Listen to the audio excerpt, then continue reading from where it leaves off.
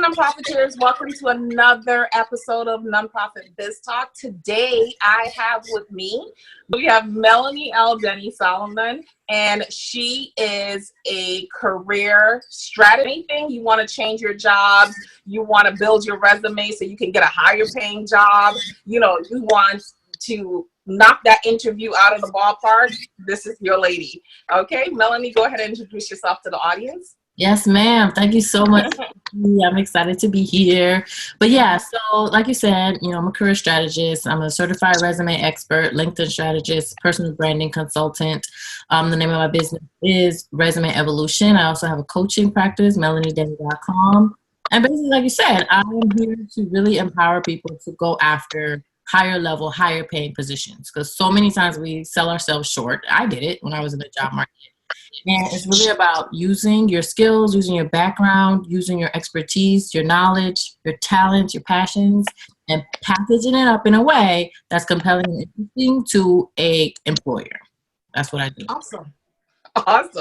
And that leads us right into today's topic. We're talking about how nonprofit volunteers, especially, can take those volunteer service hours and the things that they do for a nonprofit organization, package that up, and be able to sell themselves to a bigger market using the skills that they have acquired, right? So, Melanie, take it away and let us know exactly how, because one of the reasons I really wanted to do this is because a lot of times people go in to volunteer for organizations because they're jobless. A lot of times because they're jobless and they're just looking and hoping that the nonprofit organization takes them on as an employee. But a lot of time that's not the case. It doesn't work out that way. And they feel like they have spent 4 hours a day, maybe 5 days a week, 4 days a week, volunteering with this organization, and it's fruitless at the end. They don't know how to transition what they have done or what they've learned into getting a paying job and moving on, financially. So. Yeah. So there's a few different things. A lot of times I advise younger folks, college students, just getting out into the working world who have no experience. All I have is that degree, which is a whole nother topic. But, they don't have a job in their field. They have no experience in their field. And while they're looking for internships or, that one position, I tell them spend your time doing what you want to be doing so that you can be in that arena, so that you can say you've done it, so that you can be exposed to those, environments of that skill set. And then use that, like you said, as your stepping stone. So it's not necessarily about getting hired by the organization. It's really just about exposure and experience. And I tell people, even those that are higher in the career, maybe doing the transition, go and volunteer in the field that you're looking to get into. One, you're going to be able to realize whether you really want to do this or not. Right? Yeah, definitely. job, right? Two, you're able to learn. You're able to learn the skills that you're going to need. Three, you're going to be able to talk about that industry in their terms, with their jargon, right? And so it's so invaluable being able to go and actually volunteer in an industry that you probably maybe know nothing about.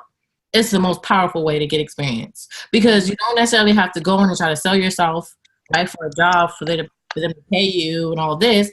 You could just go spend an hour here and there and get your feet wet, right? Now, the key, though, is to shift your mindset so that you're not looking at it as, oh, this is just something I do in my spare time, but shift it to, this is like a job. The only missing piece is the paycheck. So if you shift your mindset to, this is an obligation, this is something I've committed to, I want to, be proud of my work here, I want to be able to use it moving forward, then you need to approach it in that way. And think about the things that you do at that volunteer opportunity as something that you could include in your resume, period. You did it. Whether you got a paycheck for it or not, you did it for an organization. So don't sell that short. Don't underestimate the power of what you do when you volunteer. You could definitely list it on a resume, just like you would a job. You could just throw in the word volunteered so that it's not misleading. But if that's the only experience you have, then you need to put that on your resume. Okay, you need to put it. Don't put it at one line at the bottom. Volunteered at such and such, right? Put it front and center as your most recent experience, because then employers could look at it and say, "Oh, you've done this. Tell me more about that." And then you get to tell your story and give examples, achievements, situations that arose that you had to kind of, fix or problem solve. All those scenarios. That is real experience that you can use to your advantage. Awesome. And I don't think a lot of people realize that. Like you said, I think they think of it as a one-liner at the bottom of the resume. Oh, I volunteered at such and such, but they're not thinking about all the skills they acquired and the things that they did that contributed to helping that organization grow. Exactly. And this goes for whether or not you're in high school or college or you're an adult. It doesn't matter. It's still significant work. Exactly. Yeah, so I totally agree with that. Yeah. Okay.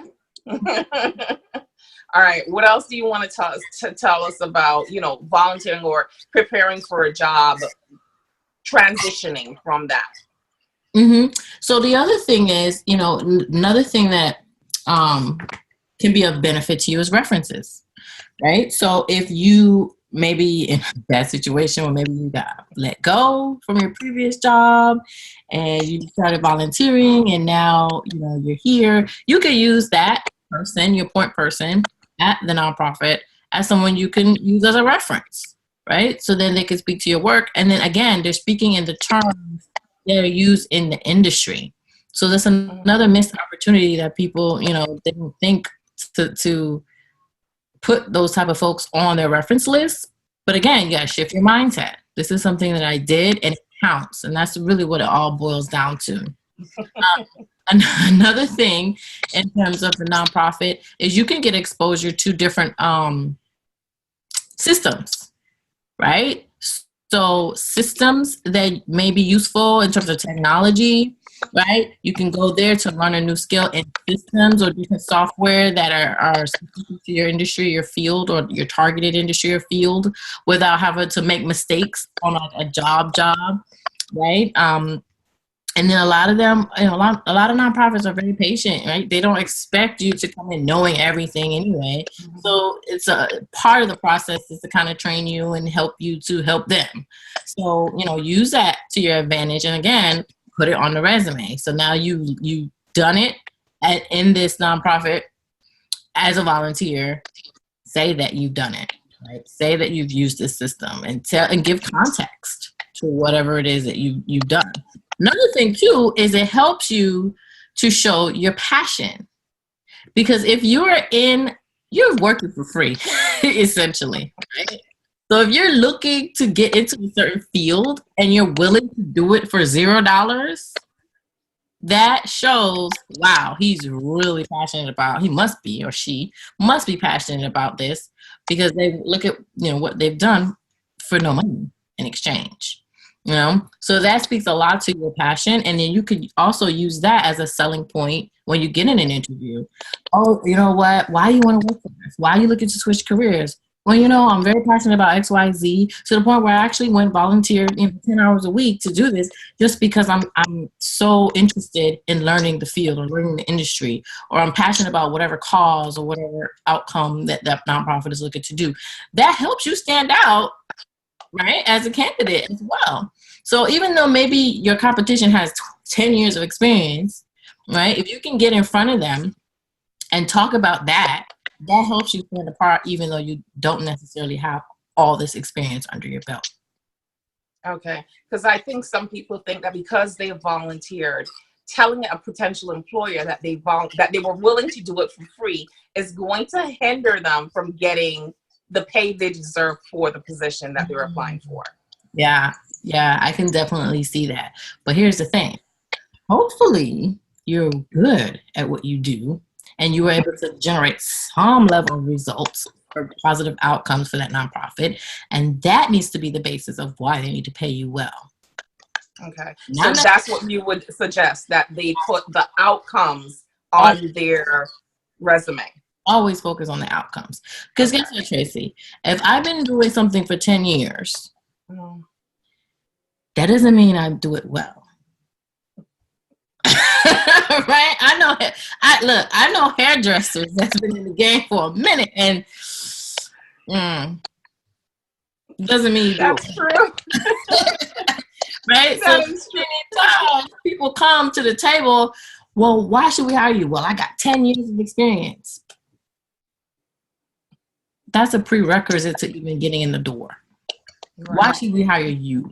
Right? And so it has to always kind of boil down to something more tangible, something more significant, something of substance in terms of outcomes. Because at the end of the day, people hire people in exchange for some level of value. They're going to pay you every 2 weeks for something of value, not just because you've been doing it.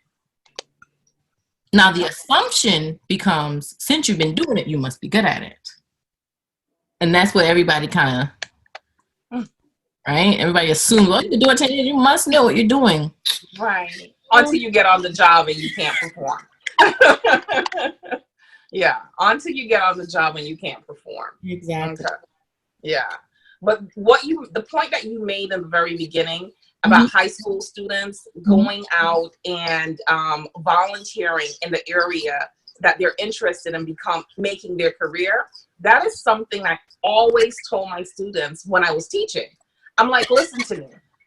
It's okay not to know what you want to do right now. It's perfectly fine. Nobody's ever, I don't know who gave people the assumption that they had to know when you're in high school what you're going to be for the rest of your life. Like, that's so ridiculous. Yeah. You know, it's absolutely ridiculous. But I say, if you have several interests, go out and volunteer in those areas so you can see what a day in the life, a week, a month, a year in that field feels like. Because let me use myself as an example. You know, I started off as pre-med. All I've ever wanted to be when I was a kid was a doctor, you know, right? So that's what I did. I started off as pre-med, ended up getting pregnant with my son. And then I was like, oh, 7 more years? I don't think so. Right. You know, so then I was left with like a void. I did not know what I wanted to do with my life. Literally, I know I had to graduate from college. I know I needed the degree in order to, you know, feed my child, basically, because I wasn't trying to work in McDonald's. Right. You know, I mean, no offense to people who work in McDonald's, right. But that wasn't for me.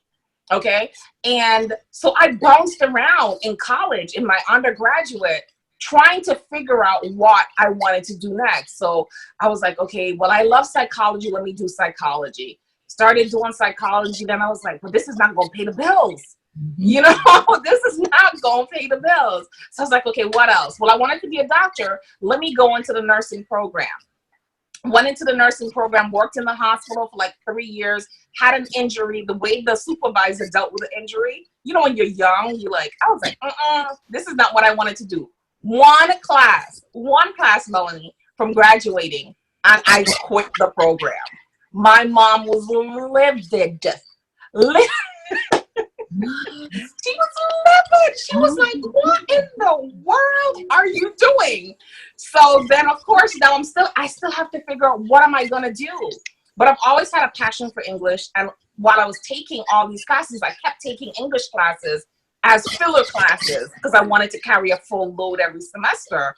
And it just so happened when I dropped out of the nursing program and I went to have a credit assessment done, they were like, well, you have like 2 classes to get an education degree or an English degree. And I was like, I don't want to be a teacher, but goddamn, I'm this close, might as well get it and go do it. You know what I mean?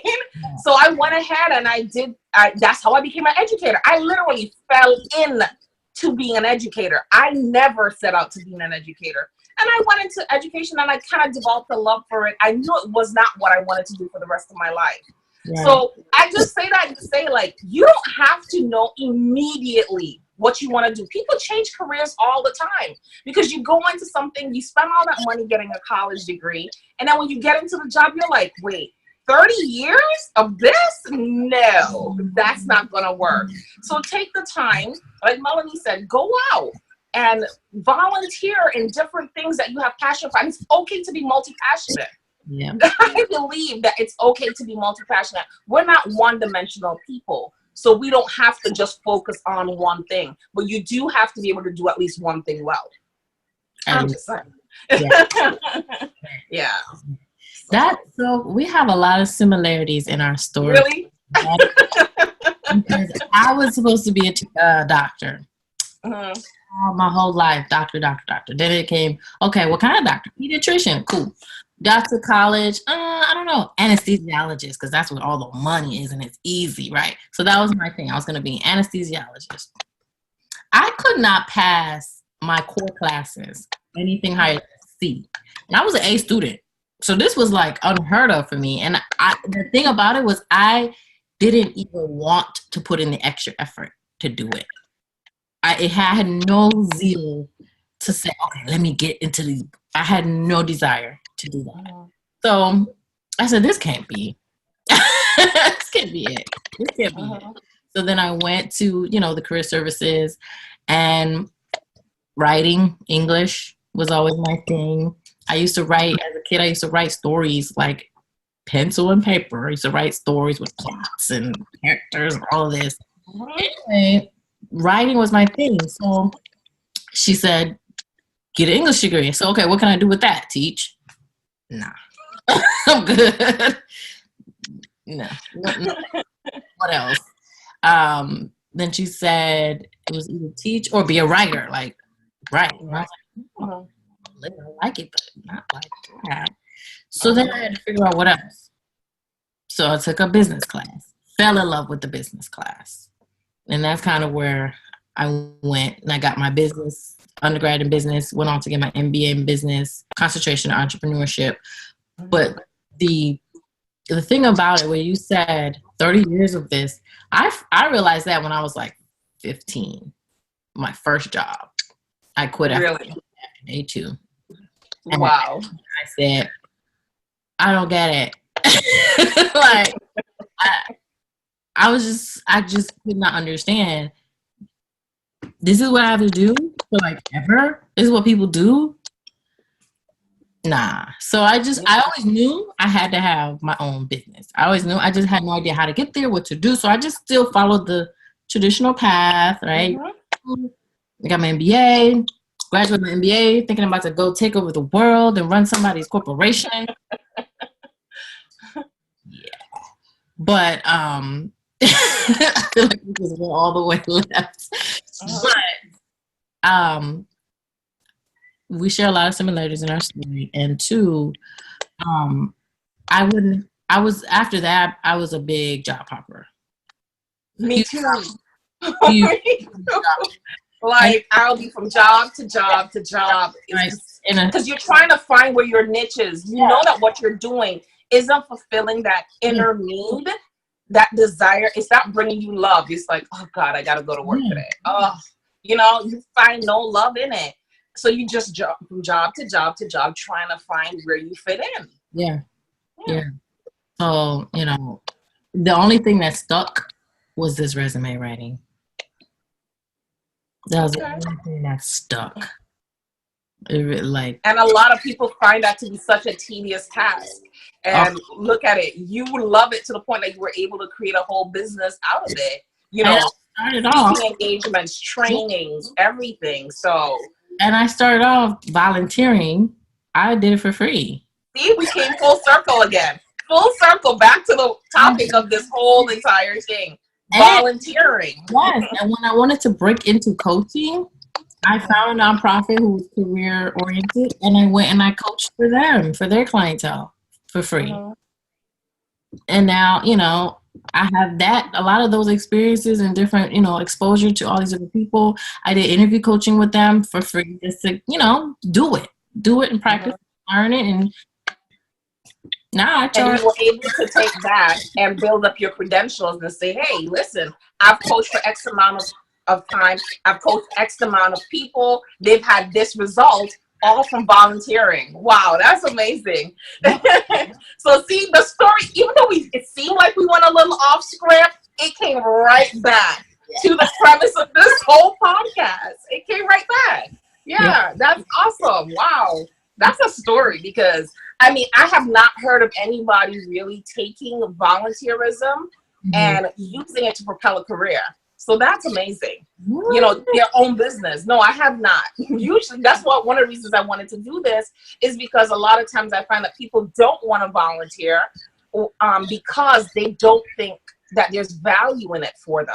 They can't see how they can take it and transition into a paying job, how they can use the experience to transition to another job, you know, or they can't see the transitional skills. Yeah, that's what I'm trying to say. The transitional skills. Because even myself, when I was leaving teaching, I was like, but I've been teaching for 15 years. I don't know how to do anything else. Well, I mean, not that I didn't know. I knew I had other skills, but I didn't know how those skills were going to play out in the bigger scheme of things.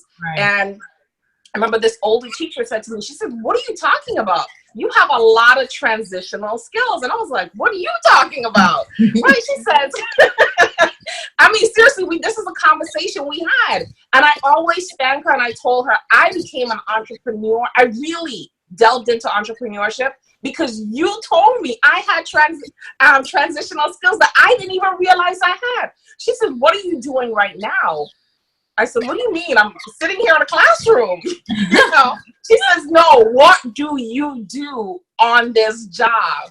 I said, well, I teach children, you know? She said, what else? I said, I'm the department chair. She said, that's leadership skills. I was like, yeah, you're right. You know, but I mean, you're not thinking about when you're doing the job, it's just becomes so robotic that you just do it, but you're not thinking about what you're actually doing and how what you do goes into the grand scheme of things. I was running my department.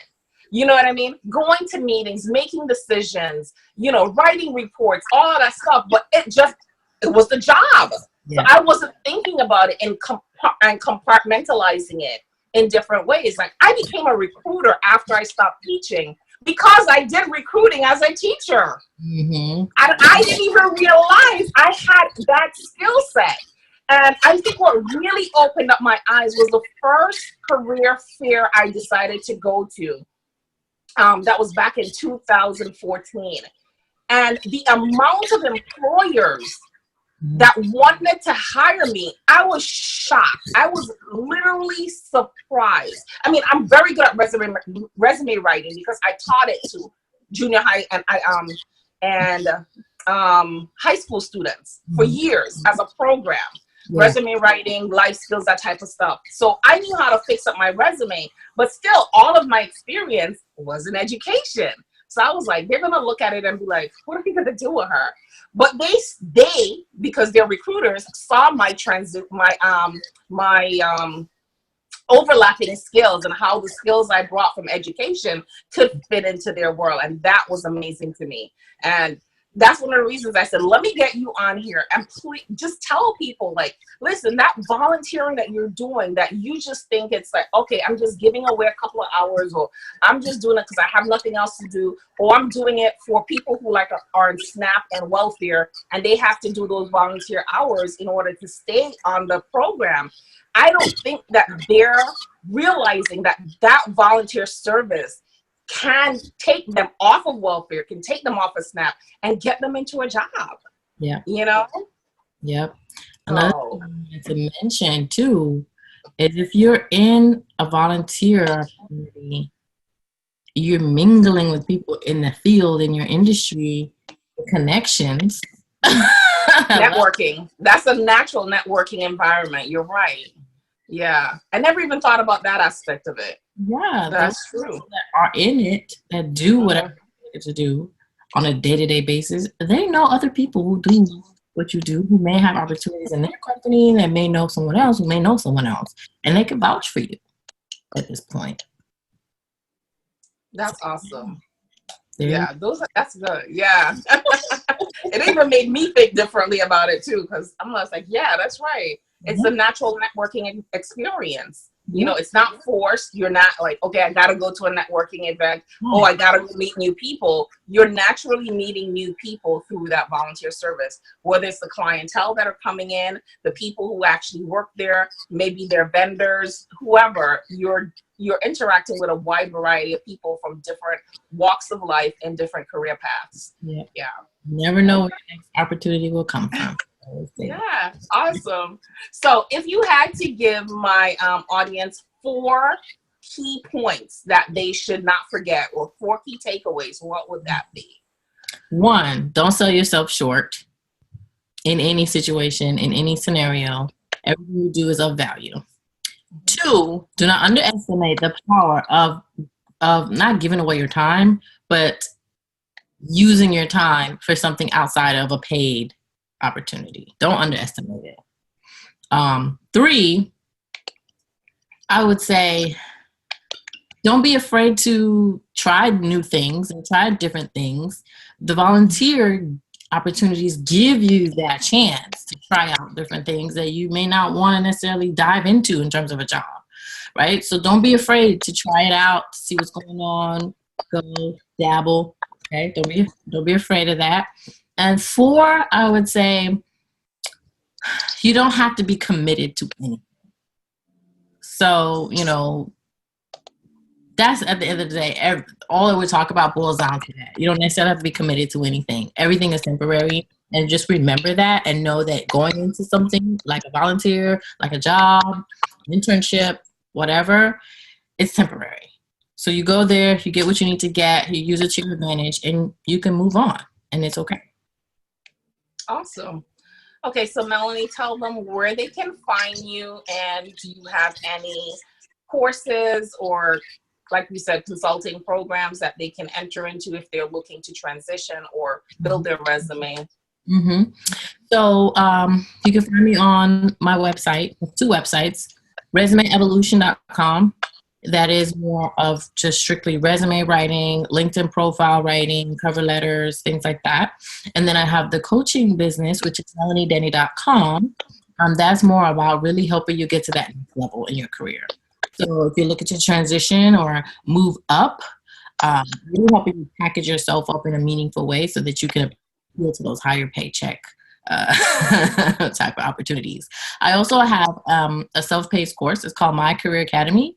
If you go to the website, melaniedenny.com, you can click on My Career Academy, or it's melaniedenny.com/MCA, stands for My Career Academy. That is a self-paced course. It's there for you can enroll pretty much at any time. And there's all types of resources in there, from getting your mind right? All about mindset, to figuring out what your brand is, revamping your resume, revamping your LinkedIn profile, incorporating your brand into all those things, networking. I teach about networking in there. I also teach about interviewing as well as salary negotiation. So there's a ton of resources in there as well. Again, it's My Career Academy. You can find it on my website, melaniedenny.com. Awesome. Well, thank you, Melanie, for dropping those nuggets on us today. And I hope that the audience found that very valuable. I know I did, because I learned some new stuff today. So thanks again for being a guest on my podcast. Absolutely. I had a blast. Thank you for having me. Always wonderful to share and to just have this type of dialogue. It's always. All right. Thank you. Bye. Bye.